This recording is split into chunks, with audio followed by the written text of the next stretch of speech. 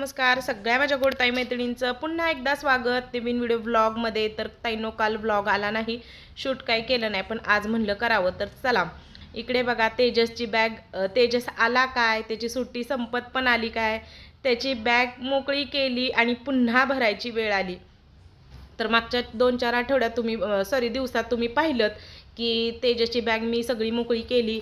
नंतर सगळे बघा हे कपडे एवढे त्याचे धुतलेले, तर ते सगळे कपडे प्रेस करून आले आणि आता म्हटलं चला बॅग भरून घ्यावी। तर अशी काही कंप्लीट अशी बॅग भरत नाही, पण महत्त्वाचे खूप बारीक सारीक गोष्टी आहेत म्हणजे आता बॅगेत ठेवून देते। आणि ही बॅगसुद्धा बघा मी काल चांगली धुवून हाताने स्वच्छ धुतली, साबण वगैरे लावून, म्हणजे एकदम त्याच्यातनं सुद्धा धूळ निघली। मुलं कशी तिकडे हॉस्टेलवरती हिथं ठेव तिथं ठेव, पोरांचं कसं शाई लाव हे कर, मग ती पण खूप घाण झालेली। मग चांगली त्याला ब्रशनी घासून स्वच्छ केली आणि बॅग पण आता खूप छान स्वच्छ दिसत आहे। आणि म्हटलं चला जे काही महत्त्वाचं आहे, इस्त्रीचे कपडे म्हणजे ते प्रॉपर त्याचे स्कूलचे सगळे युनिफॉर्म आहेत हे सगळे, तर स्पोर्ट्सचे वेगळे आणि आधी जे तुम्हाला दाखवले तर ते त्याचे स्टडीचे, म्हणजे जी काय त्याची असेंबिलिटी असते, म्हणजे तो क्लासरूममध्ये, तर तिथं सगळ्या प्रकारचे वेगवेगळे असतात। झोपताना वेगळे, नाईटला जेवताना सुद्धा तिथं ना हाफ पॅन्ट वगैरे चालत नाही, त्यांचं ते असतं तेच कपडे घालावे लागतात। तर तसे रूल आहेत सैनिक स्कूलचे। तर आता म्हटलं प्रेस करून आलेले कपडे परत चुकून त्याच्यावर काय पडलं किंवा काय झालं तर म्हटलं बॅग धुवावी आणि जे काही महत्त्वाचं आहे ते आत्ता घालावं। आणि पुन्हा एकदा ही जाताना मी काढणारच आहे, त्याच्यात सगळं परत ठेवणार आहे। तर इकडे बघा त्याच्या ज्या डिक्शनरी वगैरे सगळं होतं ना ते सुद्धा ठेवलं, त्याचे स्पोर्ट्सवेअरचे जे कपडे आहेत ते सुद्धा सगळे यात घालून ठेवले। आणि सगळ्यात महत्त्वाचे हे त्याचे बिल्ले, तर बघा तेजसच्या नावाची नेमप्लेट। तर असं भरताना असं वाटतं की एखाद्या फौजीची किंवा एखाद्या पोलीस ह्याची आपण बॅग भरतोय काय, म्हणजे तसंच आहे बघा त्याचं सगळं, ते युनिफॉर्म तसले, नंतर ते बेल्ट बिल्ले खांद्यावरचे बिल्ले ते सगळं तसं आहे त्याचं। तर ते पण एका पर्समध्ये व्यवस्थित मी ठेवलं, छोट्याशा पॅकेटमध्ये, बघितलं तुम्ही, जेणेकरून त्याला नंतर इकडं तिकडं जायला नको। आणि हा एक ब्लेझर आहे, तर तो म्हणत होता ड्रायक्लीनला दे, पण आता आमच्या इकडे तर ड्रायक्लीनची सोय नाही आहे।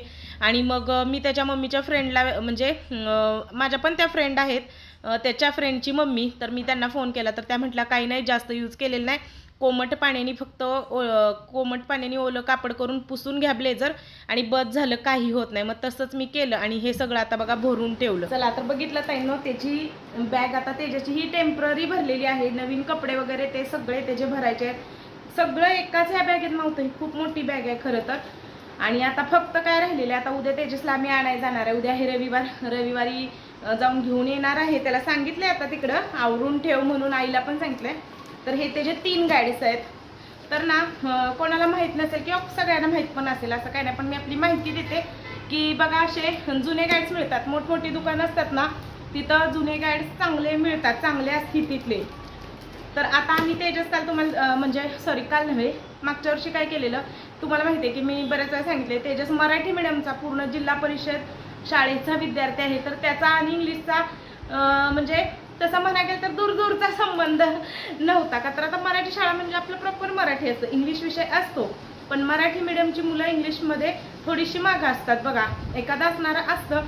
पण तेजस तर काही असं इंग्लिशमध्ये थोडा म्हणजे हीच होता, त्याचं मराठीवर प्रभुत्व होतं, तर त्यानं तीच पकड धरलेली, गणित वगैरे। तर मग आम्हाला टेन्शन होतंच की आता मराठीतनं CBSEला डायरेक्ट गेलाय तर लोड होणारच, त्याला होणारच होतं, झालं पण सुरुवातीला झालं, पण आता नाही।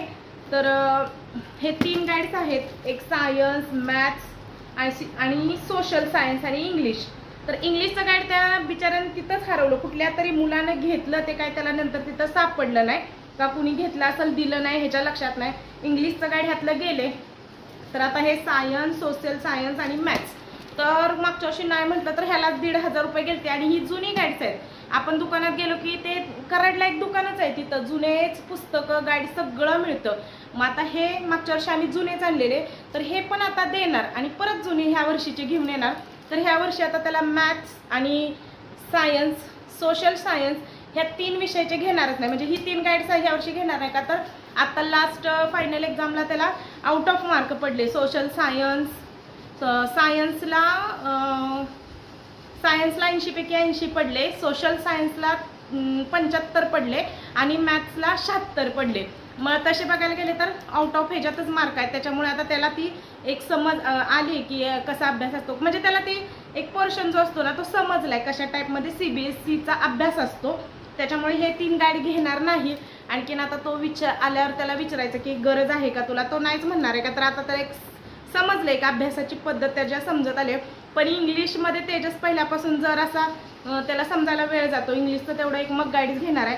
मग जुने गाईड्स द्यायचे, मागच्या वर्षी पण जुनेच घेतलेले, ते जुनेच द्यायचे आणि परत आता घेताना जुनेच घ्यायचे, अर्ध्या किमतीला नाही. म्हणजे पुस्तकाची कशी स्थिती असेल ना तसं आपल्याला बघून म्हणजे ते पैसे घेतात. आता ही गाईड्स सगळे असे वाटत होते की मागच्या वर्षी जुने घेतले तरी नवीनच आहेत आणि तेजसने ह्याचा पुरेपूर फायदा करून घेतलाय बरं का. जसं की भरपूर सारे पैसे आम्ही ह्याला घालवले, 1000-2000 रुपये, पण त्यानं त्याचा आमचे वेस्ट घालवले नाहीत कुठले पैसे. खरंच त्यानं सगळा अभ्यास आहे पुस्तकातला केला, त्याच्यामुळेच त्याला गाईड्समधला केला, म्हणूनच त्याला आउट ऑफ पर्यंत तो शेवटच्या फायनल एक्झामला जाऊन पोहोचला. त्याच्यामुळे ह्या वर्षी पण आता बघूया तो काय म्हणतो. नाही तर इंग्लिशचं तर फिक्स घेणार आहे. आणि बॅगेत बघितलं त्याला आम्ही एक जनरल नॉलेजचं आणि आपली ऑक्साईड नव्हे, तोंडात नाव आहे पण येत नाही, ती डिक्शनरी, ती सगळं घेतलेलं. त्याचा पण तो वापर करतो, शब्द अवघड असले की तो त्याच्यात बघत राहतो. त्याच्यामुळे त्याला कितीही पुस्तकं द्या, आमचे काही पैसे तोट्यात जात नाहीत, म्हणजे तो त्याचा वापर करतो फुल. तर आता गाईड्सची आपली मी माहिती दिली की प्रत्येक वेळी नवीन घ्यावं असं काही नसतं, जुनं मिळतं, चांगलं मिळतं, अगदी एखादं पान फाटलेलं असलं तरी काही नाही. आणि आता हे पण रिटर्न आम्हाला देणार आम्ही, आणि ह्याच्या बदल्यात नाही थोडेफार पैसे वाढतात. जसं की निम्म्यातच सांगितलं बघा. म्हणजे पुस्तकाची स्थिती कशी आहे, चांगलं पुस्तक असेल तर पाऊण किमतीनं मिळतं आपल्याला, आणि जास्त डल असेल तर मग अर्ध्या किमतीनं मिळून जातं. पण ही पुस्तकं ती पण रिटर्न घेतात, त्याच्यामुळे एक टेन्शन नाही. चला आता ही माहिती महत्त्वाची, सगळ्यांच्याच मुलं माझ्या मुलांच्या बरोबरीनं आहेत म्हणून मी आपली माहिती. चला तर पुढचा व्हिडिओ आता कंटिन्यू बघा, 5 मिनिट. तर ताईनं खूप मोठं भाषण तुम्हाला दिलं, पण असू दे, काहीतरी महत्त्वाचं कुणाला तरी फायदाच होतो. आणि बऱ्याच ताई माझ्या एवढ्याच आहेत, माझ्या एवढीच मुलं आहेत किंवा पुढे जाणारी पण आहेत, त्यांची मुलं तेवढी होणार आहेत, तर फायदा थोडाफार तर हे गोष्टी सगळंच मला बघा. म्हणजे असं नाही हे होत की नुसतं कामाचं तर मी दाखवत असते तुम्हाला बाकीचं, पण हे सुद्धा फायदेशीर दाखवलं पाहिजे आहे मुलांचं सगळं.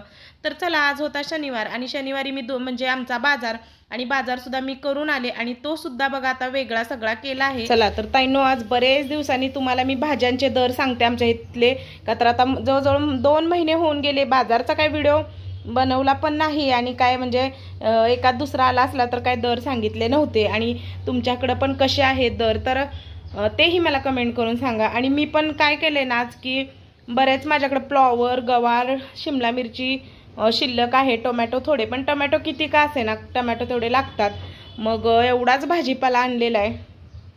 तर चला मी दर सांगते. तर सगळ्यात महत्त्वाचं म्हणजे ही कोथिंबीर, उन्हाळ्यामध्ये 20 रुपयाला एवढी कोथिंबीर येणं म्हणजे खरंच हे.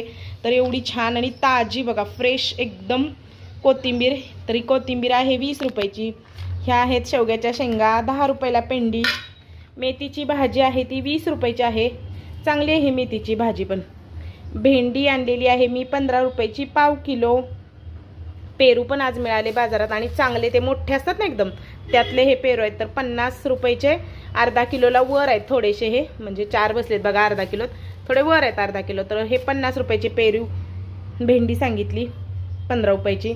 केळी आणली 25 रुपयाची 1 डझन. ही तांदळीची भाजी आहे, तर तांदळी मोठीच्या मोठी आणि चांगली आहे बघा, अजिबात त्याच्यावर पानावरती मागं सुद्धा कीड नाही, नाहीतर ना सगळं पांढरं पांढरं असतं, ते काही खाऊ वाटत नाही, मग नकोच वाटतं पानं. मग ही चांगली आहे बघा तांदळीची भाजी. तर ही 10 रुपयालाच मिळाली. आणि वाटाणा तो मात्र आता खूप महाग आहे, आणि आता उन्हाळ्यात असतोच तसं काय एवढं नाही. तर 50 रुपयाचा अर्धा किलो साधारण तो दर असतोच, अगदीच पावसाळ्यात स्वस्त येतो तो आपल्याकडे वाटाणा. तर हा 50चा अर्धा किलो. टोमॅटो अगदी स्वस्त आहेत, 10 रुपयाचे 1 किलो टोमॅटो आहेत. हे म्हणजे दरच सगळीकडे तसा होता, 10 रुपयाचे किलो. आणि कोशिंबीरसाठी मग मी आता असे पिकलेलेच घेऊन आलेली आहे, कारण रोजच कोशिंबीर होते आता जेवणात, दुपारीची सकाळची म्हणजे होतेच. तर टोमॅटो 10 रुपये किलो. काकड्या 1 किलो 20 रुपयाचे आणलेले आहेत. आणि कोबीचा हा गड्डा 10 रुपयाचा आहे. हे लिंबू 20चे 5 आहेत, बरे पडलेत, नाही तर एवढे नव्हते मागं. तर वांगी तर बघा अगदी हिरवीगार आणि इतकी काटेची ताजी ताजी वांगी आहेत ना, एकदम मस्त. तर वांगी खूप स्वस्त होती, काही ठिकाणी 10ला अर्धा, आता संध्याकाळी तर 10ला किलोच होतील. तर ही 10 रुपयाची पाव किलो मी आणलेली आहेत. आणि बटाटे 20चे अर्धा किलो. आणि ही 2 कलिंगड बघा मोठीच्या मोठी, तर ही 100 रुपयाची 2 आहेत, एक मोठं एकदम आहे आणि एक हे आहे. तरी मागच्या शनिवारी 3 आणलेली, या शनिवारी ना 2च आणलीत. तर बघा असाचा बाजार. आणि तो असा मी बघा जुन्या ताईंना माहीत आहे, नवीन ताईंना सांगते, अशा माझ्याकडे पिशव्या आहेत. तर त्या पिशव्यात मी असं सगळं स्टोअर करून ठेवते. ते पण दाखवते मी कसं करते ते. आणि तुम्हीही मला तुमच्या इकडेचे कसे दर आहेत ते सांगा नक्की. तर बाजार वगैरे भरला, सगळं घर बघा आता आवरलं. नाही म्हटलं तर 6चं टायमिंग झालेलं. ऊन खूप लागतं त्याच्यामुळे ना बाजारात ना आल्यावर ना एकदम निवांत बसावंच वाटतं. मगच मी बाजार भरते. तर घरातलं बघितलं बाजार वगैरे ताईंनो मी भरला आणि सगळं असं म्हणजे आवरलं. आणि आता म्हटलं चला फ्रीजमध्ये भाज्या कशा स्टोअर करायच्या तेही दाखवते. बऱ्याच ताईंना माहीत आहे, आणखीन पण मी दाखवते. आणि वेगवेगळं असं भाज्यांचं वगैरे गृहिणींना म्हटलं की एकमेकांचं बघू वाटतं, त्याच्यामुळे म्हटलं चला दाखवते. तर अशा माझ्याकडे ना झिपलॉकच्या बॅगा आहेत. जुन्या ताईंना माझ्या माहीत आहेत, नवीन ताईंसाठी सांगते. तर ह्या झिपलॉकच्या बॅगा मी मिशोवरनं मागवलेल्या 1 डझन होत्या. तर त्यातल्या 2 मी ज्वेलरीसाठी वापरते. आणि आता सध्या तरी मला 5-6 दिसत आहेत, बाकीच्या 2-3 कुठं गेल्या काय माहिती.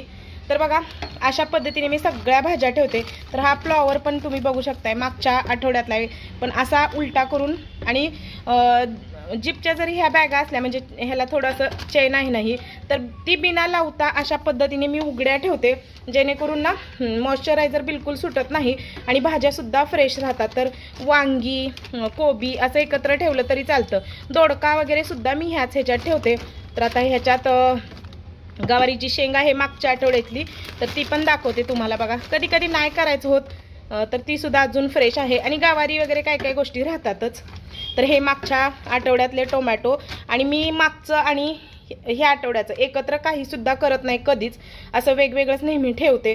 तर हे असं सगळं ठेवलेलं आहे. वटाणा पण नाही म्हटलं तर प्लास्टिकची पिशवीची गरज भासतेच, काय करायचं. आणि ज्या काही भाज्या आणलेल्या असतात ना पालेभाज्या, तर त्या ताईंनो ना म्हणजे त्याची देठ अशी वर करून ना खाली भाजी जाईल असं, म्हणजे भाजीची पेंडी अशी उलटी असं मी प्लास्टिकमध्ये ठेवत असते. आठवडा काय 2 आठवडासुद्धा ह्या भाजीला काहीच होत नाही बिलकुल सुद्धा.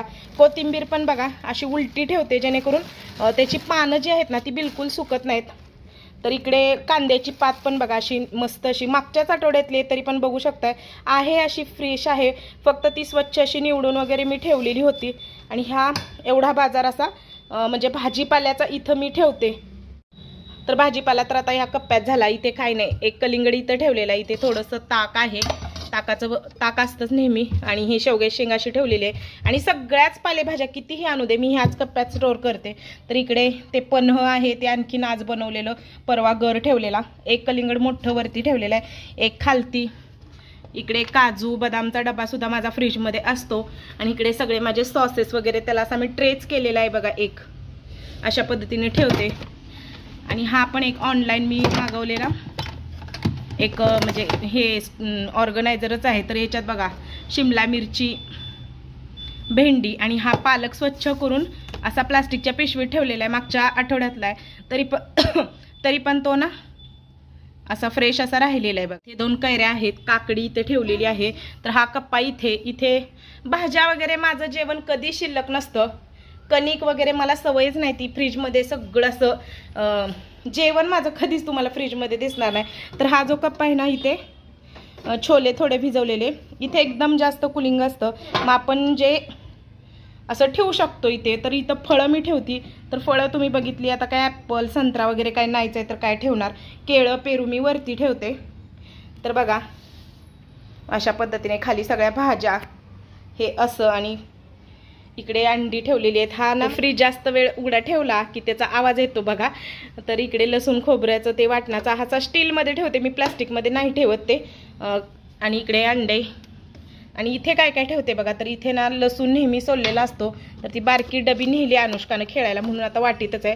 तर इकडे कोथिंबीर तेवढी मला रोजच्या रोज डेलीला खूप सारी लागते, त्याच्यामुळे ना निवडून अशी एवढी कोथिंबीर ठेवलेली आहे. थोड्या मिरच्या आहेत ह्यात, थांब जरा 1 मिनटं. आणि इकडे मिरच्या ठेवलेल्या आहेत ह्या डब्यात. आणि मिरच्या कोथिंबीर असं पटकन जेवणाला लागतं, त्याच्यामुळे मी असं वरती ठेवते. लिंबू आणि आलं असं एका डब्यात ठेवलेला आहे. हा शेंगदाण्याचा कुटाचा डबा आहे, का तर ना आता माहिती आहे मुंग्या इतक्या लागतात, शेंगदाण्याचं कूट जरा जरी बाहेर असलं तर ते ठेवलेलं आहे. आणि इकडे बघा तो जी कांद्याची पात आहे ना, त्याचे कांदे असे स्वच्छ करून ठेवलेले आहेत. तर तुम्ही म्हणाल हा सगळा बाजार इथे भरलाय, तो धूत वगैरे नाही का, निवडत नाही का, तर नाही ताईनो, पहिल्याच दिवशी ना म्हणजे. तर अशा पद्धतीने बघा माझा फ्रीजचा सगळं ऑर्गनायझेशन. आणि वरचा कप्पासुद्धा बघा फक्त आता पाणी ठेवलेलं आहे. आणि इकडे थोडंसं ते चीज आणि हे इकडे कॅडबरी आहे ती ह्याची केकची, आणि इकडे बटर चीज असं ह्या गोष्टी थोड्याफार वरती ठेवते. मसाले वगैरे मी कधीच फ्रीजमध्ये ठेवत नाही, म्हणजे मला ते असं ओले झाल्यागत वाटतात. तर एवढाच माझा फ्रीज मोठा असला तरी मी सुटीत असा ठेवते. जसं की म्हटलं बाकी काही या फ्रीजमध्ये जेवण वगैरे नसतं. तर कसा वाटला आजचा व्हिडिओ? तर व्हिडिओचा करते मी इथंच एंड. सगळ्या माझ्या गोडताई मैत्रिणींना बाय.